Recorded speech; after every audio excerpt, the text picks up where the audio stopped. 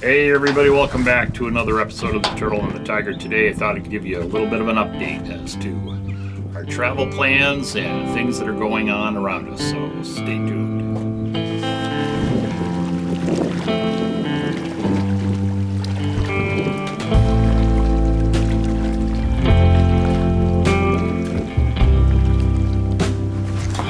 Hey everybody, welcome back to another episode of The Turtle and the Tiger. I got some nifty cards here today, so I'm not going to use the paper to be doing this all the time. Now, I always I gotta hold something. You know, I gotta be like this newsman. So I thought I'd give you a little bit of an update before I do. Let me let you know that we've got 3 cool videos in the pipe. One on the border wall. It's going to be an update from the previous video that we did, and if you haven't seen that one, I'll put the link down below. Did some research, got some new information, talked to some new people, and maybe some new conclusions on that. So be sure to stay tuned for that. That'll probably be coming up real soon. Our house sit experience in Phoenix, so anybody that wants to see what a given day or two is like at a house sit for us, and what maybe Phoenix looks like. I got some good footage of that. And finally, we did a video of Oregon Pipe National Monument. Since we were there twice, we should have done a video. But there's some cool shots there, along with some cool dash cam video of us going through the Ajo Mountain Drive. Yeah, pretty awesome. Okay. All right, so what's going on with us lately? Well, all right, so we had that house sit in Phoenix for the second time. So when we left there, we went back to Oregon Pipe for the second time. I did some hiking, did some 10, 12, 14 milers. Oh, the dogs were killing me until I changed my shoes. Yeah, but it was good. Yeah, very good. Yeah, we did some hiking. We kind of did the Ajo Mountain Drive, which is very cool. I got some good dash cam footage on that. Met some great people, had some good food in Ajo. Saw some cool people in Ajo too, and then we stayed there for 10 days, and then we booked up to Picacho Mountain State Park, which is south of Scottsdale. It's like right on the outskirts of Phoenix.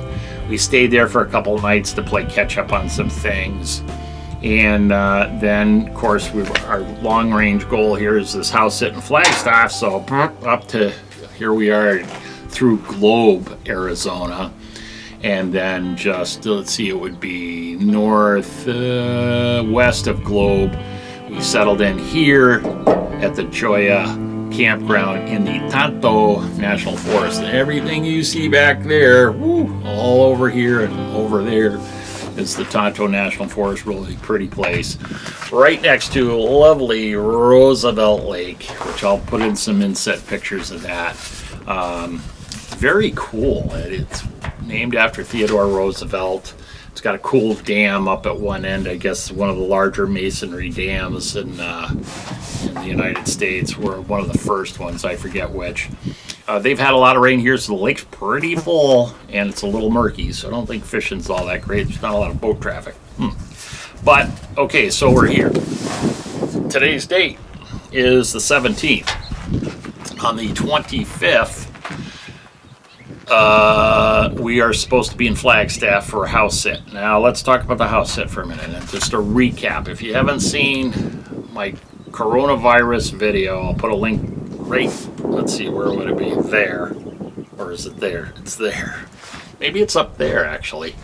And talk about how we accepted a house sit. When we were in Phoenix, we accepted a house sit later on down the road in Flagstaff, which was perfect for us because Flagstaff is only like an hour and a quarter, an hour and a half from the Grand Canyon, which was where we have a reservation April 6th. So the house sit fit right in there. It was a good place to hunker down and get restocked up and everything situated before we went into the Grand Canyon for a couple of weeks. But as you know or don't know, the homeowners of this particular house sit are going to Japan. Yeah.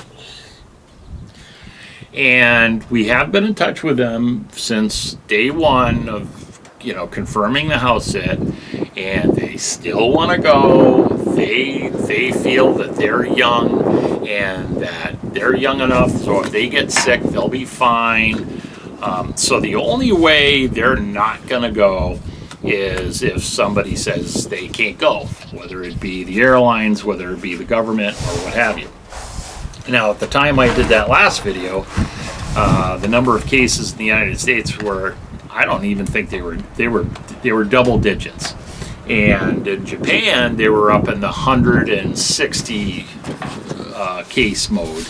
And now Japan is like, you know, the United States has gone up over Japan immensely in terms of numbers. So will Japan decide, oh, geez, you guys don't seem to have a handle on your virus, so maybe you shouldn't come visit? I don't know. We haven't heard anything yet. I checked the news today. Like I said, today's the 17th. If they have this national lockdown, does that mean all flights are canceled in and out? I don't even know what that entails. I've asked on Facebook for some definition of that, and I've gotten some good answers in terms of how it would affect us locally, but not so much. Nobody seems to know internationally. So, all right. So what happens if they cancel their house sit? Well, the cool thing is, if they cancel their house sit, we've got plenty of places to camp around here. We are finally, we feel, in our opinion, according to our standards, we're in really good boondocking territory. We're in really bright boondocking conditions. You are using this campground kind of as a place to go out and scout. We've had a lot of rain, so things are pretty muddy. But still, you know, we're going to get a little more rain tomorrow, but still, you know, there's still some places out there that are nice and dry and high, and we might end up being there until we input into the Grand Canyon, or, you know, do so working our way up towards the Grand Canyon, which would be northwest of us, which we're sort of going in that direction as it is. But the other scenario is above and beyond the house that we don't, you know, whatever happens there, what if the Grand Canyon closes? Because as of now, I believe Illinois, Florida, Pennsylvania, New Mexico, and California, all of their state parks are closed except for day use, which doesn't do us any good. And I don't say that because I want to go into a state park all the time. It's what happens when those parks close.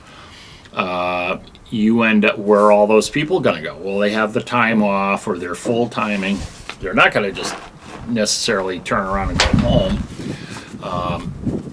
I think it puts the pressure on other facilities, whether they be federal or local, federal or state, national forest campgrounds, national parks, national monuments, or whatever. So, you know, the other thing too is Canada has said as of today, hey, look, folks, you down there in the United States, if you want your medical insurance to be valid, get your ass up here by Friday.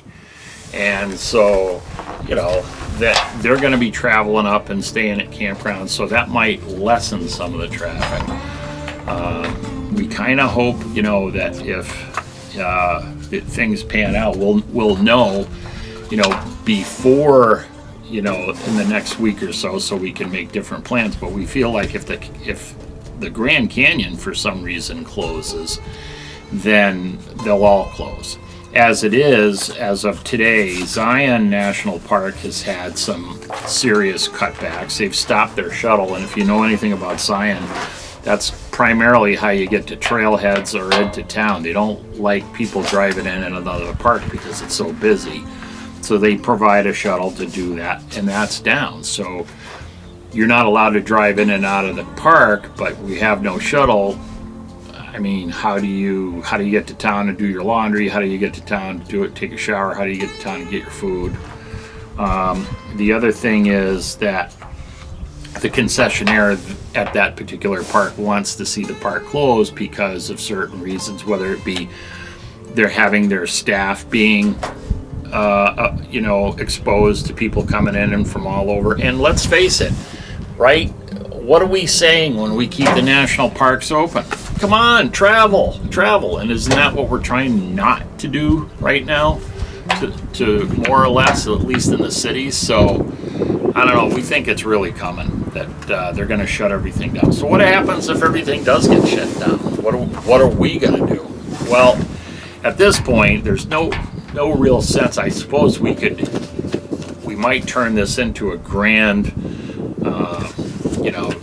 scenic drive, if you will, and head north and then head over the northern part of the United States by the Great Lakes, and maybe if Canada lets us in to go above the Great Lakes and then come back down through New England, I don't know. But going east is definitely looking like an option here, and we'll see how that all pans out. Anyway, I thought I'd just give you this semi-quick video, an update of where we're at, where we're going, what we're doing, what we're looking at. And until next time, stay safe, take care of each other, wash your hands, drink plenty of water, get plenty of rest, and we'll see you real soon. Take care now. Bye-bye.